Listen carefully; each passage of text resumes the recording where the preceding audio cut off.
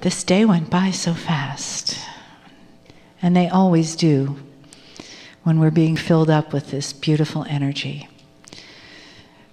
So as a completion of the circle for today,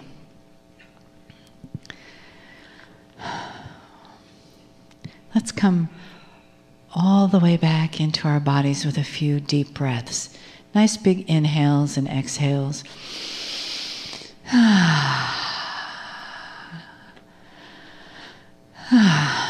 And if you take a few deep breaths, it'll also help you stay awake during the channel. And also, I invite you to turn your palms up on your lap and just feel the energy that starts to come into them as it comes in through the love channel of your heart, through your crown chakra, your spiritual channel.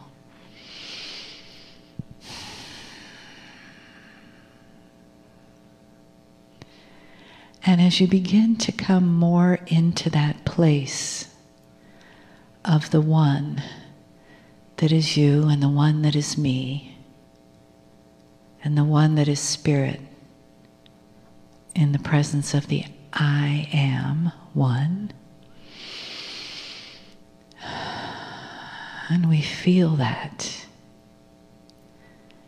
And notice how your own vibration has shifted over the course of the day, and how you've been nourished and nurtured by this beautiful, loving energy, and by the parts of you that are in the family around you,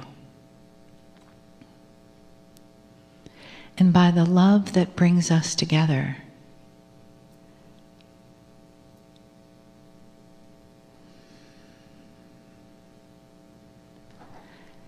And let your hearts be open. The invitation is there is still something to hear, to learn, to bring into the center of your being and resonate with, to be filled with.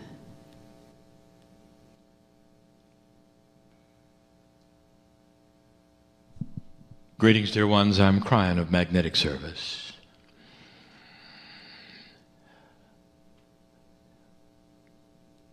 There was a time in the channeling process where my partner was not involved to the degree he is now. The new phrase we use is he steps aside, he's still here. It is not a takeover. And for those who would hear this and think it was odd and mysterious and spooky, I would like to give you the information that the indigenous of the planet understood this and did it. There were names for it, ceremonies for it. And it wasn't until you got modern that those things went away. This process is natural. And what you see here is my partner stepping aside so I can deliver a message that is going to go to many. But the process is designed for one, you.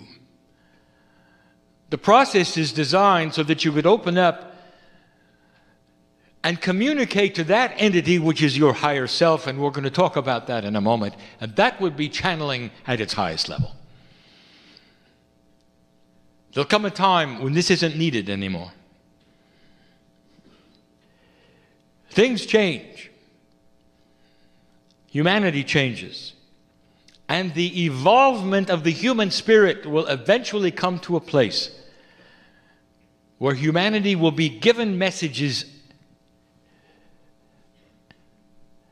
because their pineal is open for them. And they won't have odd names, and they won't have entities you don't recognize or magnetic masters. It'll be you with you. And it'll feel like this does, and that is to say, messages from home. Benevolent, beautiful messages from home. I know who's here, and what I'm going to give next is fun for me. These channelings are not endurance events. I will give the information that I wish to give and back away. There have been many messages in the past about what I'm going to talk about, but never consolidated in this way. The demystification of esoteric belief and New Age is at hand, so it makes some more common sense. And the things that I'm going to tell you now, you may disagree with because you've been trained otherwise, or perhaps the tradition is different than what I'm going to tell you. So if it is different, I wish for you to at least weigh them and not judge them. And weigh them with your intuition. Could it be so? Is it right? It may be different than you think. You fight a tradition of hand-me-down information from one person to another, and one will enhance it, make it different, and it'll stick. And then the generation will say the same thing, and that'll change a little, and that'll stick. And then sometimes you end up with misinformation about beautiful things. So let's talk about those beautiful things. Humans. Dear ones, I've never been a human. You have no idea the awe that I hold for you. The soup of God is compartmentalized to some degree when it comes to service. It has to be. Not as you would think, but the pieces and the parts that become human on various planets through billions of years are a select group, and that's what you do. We're going to talk about souls, higher self. We're going to talk about angels and guides. That's all we're going to talk about. But even before I begin, I want you to see the lineage of your service. It did not start here. This has been going on a very long time. Our last messages talked about it.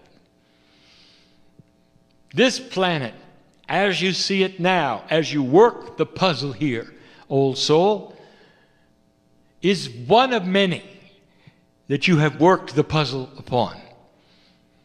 And in your Akash, some of you carry that which you've done before on other planets, seemingly very similar, and it would be, and it is. You were human on all of them. And here you are yet again. I've never participated in any. I'm what you call a helper. And today I'm Kryon, and another planet I'll be something else. And I'll always be with you. And you have seen me before. Some of you heard the voice of my partner or read the words, and there was something that rang with truth beyond that which you've experienced in this life. You recognized me. And it wasn't from this planet, dear one, because you've been through this before, and you knew I was all right, and you knew I love you. And you know my hand was out as that from Spirit, giving you information that would do only benevolent things in your life, and you could trust it. Because I would never give you information that would hurt your heart or take you in the wrong direction, planet after planet. Now that is an Akashic remembrance that the old souls in this room, some of you, have. Some of you listening to this channel will now have it explained why when you opened the book and read the words, something jumped out at the page and you felt it in your heart and you said, I remember this. And some of you wept, not with the information, but the perception of remembering. And it wasn't here. Because you've done this before. You've done this before. Corporally, very similar. Feels very much like before. Old souls in this room have spent lifetime after lifetime on this planet, and you're used to it. But there was another planet before this, and before that, and before that. You're a part of the creative source, every single one. Let's talk about souls. What is a soul? The word soul is used by mainstream humanity, no matter what their belief system, even if they have no belief system. They talk about souls. Isn't it interesting that humanity knows what a soul is without ever pretending to believe that you have one? They know what it is. So common is it, mariners of old would report how many souls on board instead of how many humans on board. It's become vernacular, describing that which is the spiritual essence of a human being, a soul. In some systems, the soul is here one time on the planet and never again. In other belief systems, it comes over and over.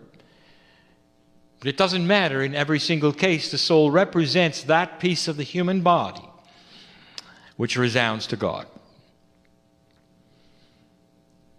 And in the mainstream belief, it is mainly a four-dimensional, or what you have called a three-dimensional perception. A soul is a singular entity that belongs to the human whose face is in the mirror. And when you die, it goes with you somewhere else. And in some belief systems, it comes back. And that's simple and incorrect. But it's okay. If I said to you, you have to walk before you run, you understand what the evolutionary process is of perceptions, thinking, spirituality. It's okay. But it's far more than that.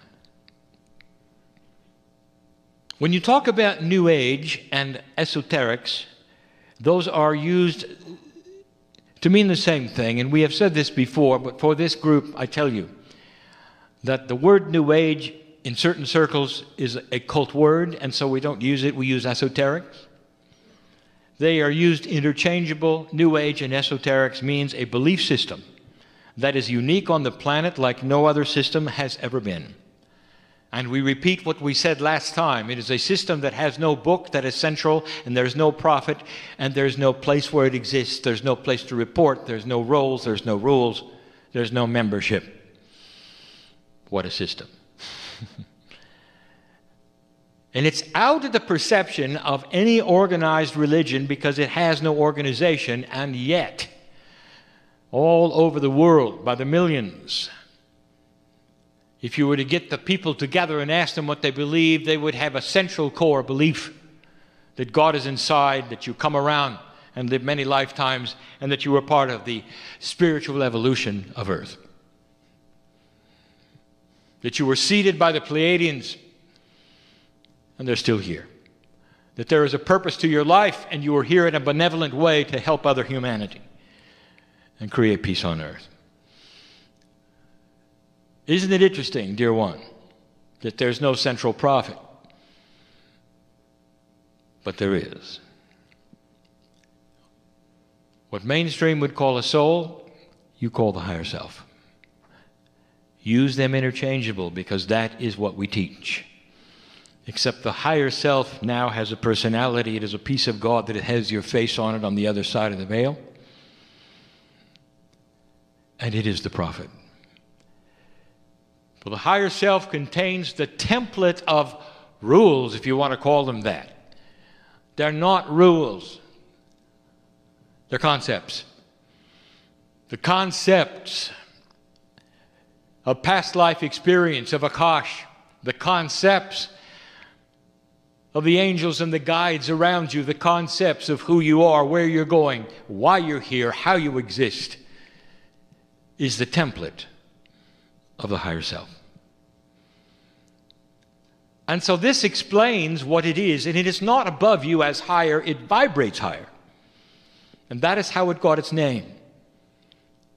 And the entire purpose of esoteric belief is for you to take the hand of the higher self, if you can, and pull it towards yourself so you can discover more about the template. Would it be nice to take the hand of God every day of your life when you awaken and walk through life with knowledge that you could only have that way? And the answer is yes, and that is what you believe. That is the New Age. That is esoteric belief. The attempt of getting in touch with the God that is in you. The masters of the earth all spoke of the God inside, all of them. The New Age belief system believes that all of the masters were valid, were here for that message, not necessarily to be worshipped. Some of the masters even referred to the other ones. They didn't isolate them and worship them. They didn't build churches around them and say you were wrong if you disagreed. So there is no evangelistic thrust in the New Age. None. And if you find somebody who's trying to, they're not New Age. They have something of their own they've decided to put in a box and enlist your membership. They're not the esoterics that we are speaking of. No evangelistic thrust. There is only that which you perceive to be your energy on the planet, getting in touch with your higher self to balance you to help everyone here. And the higher self is the key. The higher self has no gender. Your corporeal body does. We have given you some of the attributes of the system of how you come and go. The honoring of gender. So it feels good to you to be one or the other for a long term and then switch later. All of these things to make you comfortable. All of these things in a benevolent system that loves you, that sees you as you would see your children. That is because when you come to this planet, you disengage from us. That's the free will. You are specialists in this. Oh, I can't imagine it. I would weep as a piece of God to think that I would be separated from myself and I wouldn't know who I was, and to walk around on a strange planet and have to reconnect. Oh my God. And you do it so freely and so easily and for so long.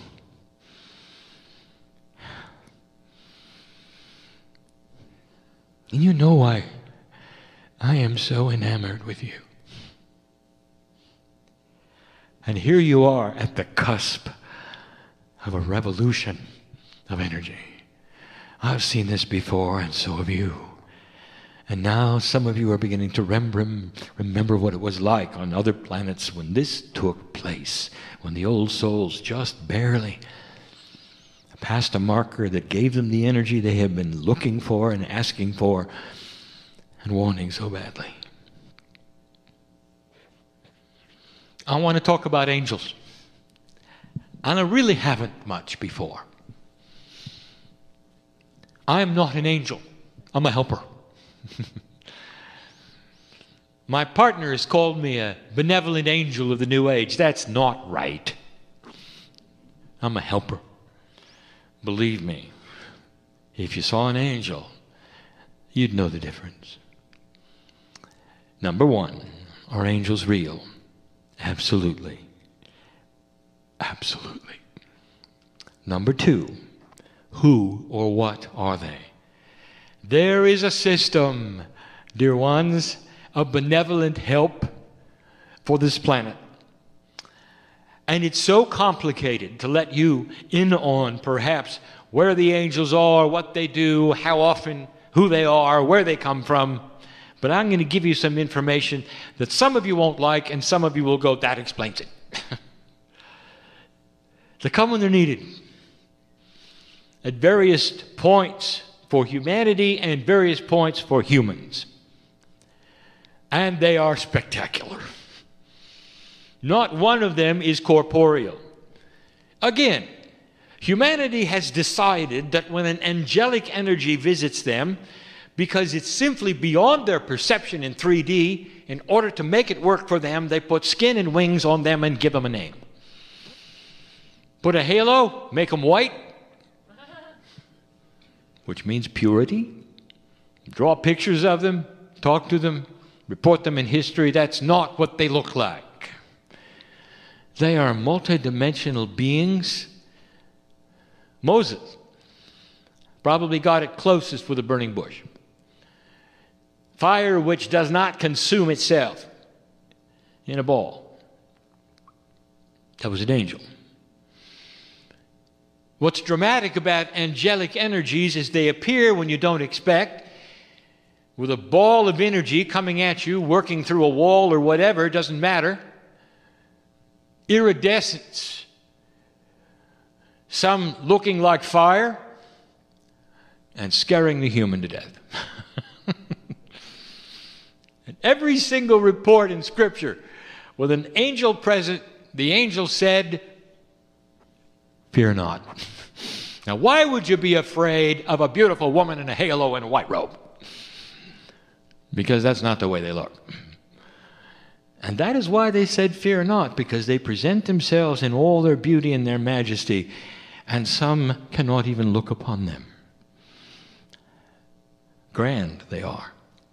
Now here's the part you didn't expect. They are a collective. There's no such thing as a single angel. You see it as a single angel like you see your body as a single angel, not aware of the soup of angelic power. They speak with many voices, but they speak in your head and not in the air vibrationally. Angels do not speak to crowds. They speak individually to one human or another. And it's a collective voice of many, although you hear it as one. Now that is going to fly in the face of the next thing, but what about this angel? I know somebody who's channeling this. What about Archangel Michael? A group. A powerful group. But the next thing you're not going to like either. There is no hierarchy of angels. None are above any other. They are the soup of God, and they're all identically majestic. And they're here on purpose, and they give messages when they should to help accelerate the benevolence and love of God in humanity. Giving messages that need to be given. Helping those who are in the hospital, who are on the edge of life and about to give up, when they'll appear and hold your hand and say, don't do it, because we need you. Or those who are passing over seemingly and will have a near-death experience, and they'll meet one of these majestic creatures who will take them by the hand and bring them back to the bed, and they'll awaken and they'll never forget it. That's what an angel does. Archangel Michael is a group. And it's not a hierarchical angel. It just looks that way because the messages are delivered in a specific area of importance to the planet. Probably the most quoted angel is that what you think is Archangel Michael. The highest of the high. It is not. And Archangel Michael will tell you, I am one of many. All majestic, all with the love of God, all beautiful, all benevolent, all for your service. But human beings want a hierarchy. This one's important, this one is not as important, this one you can throw away. And you have. After all, what did you do with the mythology of Lucifer? Here was an angel that he didn't like what was going on, so he left. Which is really ridiculous. Nobody leaves the soup of God. The soup, which is the energy of spirit, is finite. It's always the same quantity, if you want to say that. There is no quantity in a quantum soup. There is only a quantification of the kinds of energy, and it stays together. It stays together like a mist that never moves out of a containment. You can't take part of it away or it wouldn't exist. And to think that one of them left and decided to go to hell is really funny.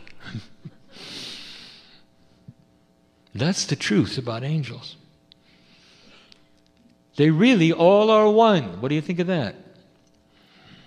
There are many names you give them because you feel the perception of their message and you compartmentalize them for the importance you think they carry. And that is human beings humanizing angels. They're grander than that. We've never said this before. You'll find angels all through history. No gender. They're not male. They're not female. And they're all equally as strong. And they're beautiful. And they have messages for humanity. I know who they are. I've watched them work. I want to talk about guides. Now, my partner told you that you are your own guides, and I know that you don't like that.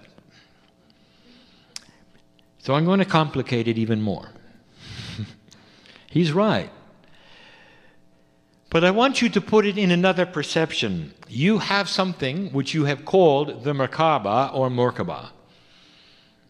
Loosely translated, about 8 meters wide, it's a field that is quantum around your DNA, created by your DNA, because it has quantum attributes that affect the spin of atomic structure. Every single human being has unique DNA, and so each field is unique. The field of the Merkaba is not your soul, it's not even your higher self, it's you, the field of your DNA. And it has a complete and totally different purpose than to interface with anything but your corporeal body. That's what it does. It interfaces with you and your consciousness. It's the only thing quantum you carry around, human being, while you're on Earth in 4D. But it's the part that when you start enhancing your DNA comes into play, because it's the bridge with an 8. I want to tell you who's in it. This field of your DNA, because it is a field of quantum DNA, also contains ready pieces and parts of your Akash. And those pieces and parts of your Akash are your guides. It's you with you, but it might be a past you with you, and so it has another face. Are you understanding this? Now there's more. Here is a system of benevolence that is so beautiful, and some of you are seeing this and you know all about it, and I'm telling you now and validating what you know, and we've given you this information before, but listen up.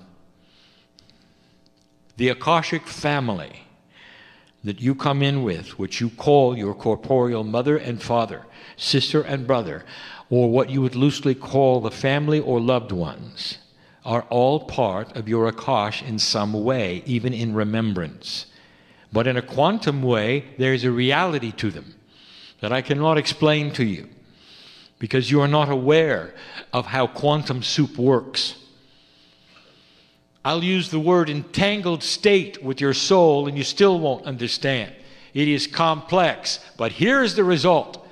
That when you lose a loved one in your family, especially if it's close like a child, when you lose them, they go into the Merkaba with you, and they are there for life. And when you pass over, you'll do the same with your children, and your brothers and your sisters, or your mate, or your husband and your wife. And I want to tell you what that means. They're never gone. Do you hear me? They're never gone. Here is a system of benevolence you didn't expect. It's real, dear ones. We are now starting to give you the complexity that you deserve to know about yourselves And all of this, every single part, is a benevolent design to keep you peaceful and loved in the eyes of God. I'm going to close with that.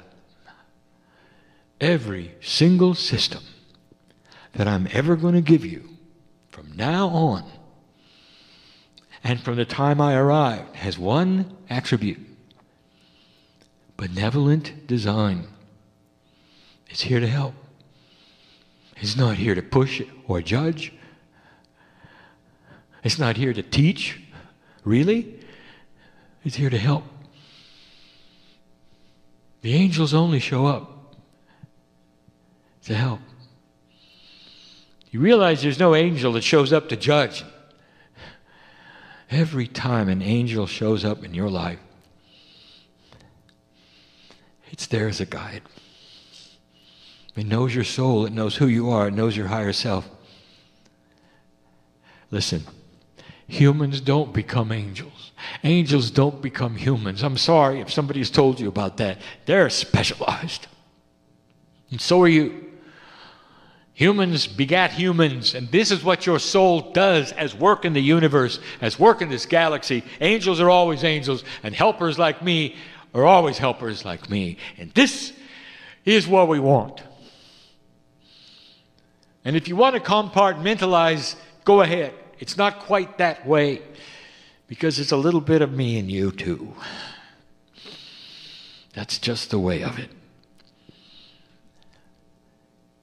Humans want to have a graduate status. You get so good at one thing and you get to be something else. It's not that way. Human souls do not come from animal souls. You don't go back into animal souls. You stay the way you are, and animal souls remain animal souls. That is another group, and we've told you that. A helpful group, a benevolent group. Some of them are here to love you, and you know I'm telling you the truth. You look in the eyes of these animals.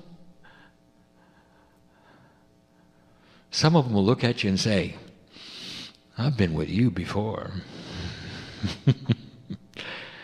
And when I'm gone, look around, because I'll be here just waiting to come back. That is a system of benevolence. Did you notice? There's something going on that you should know. The system of the universe is biased in benevolent love. And if you're an atheist or an agnostic, you can ignore it if you wish to, and you can go in the room and shut the door, and you can sing loud so we can't get through, but I'll tell you, we're there to love you anyway. And we're going to walk out the door with you anyway. So that if you ever decide to look, we'll be there. We're not going to leave just because you don't believe in us.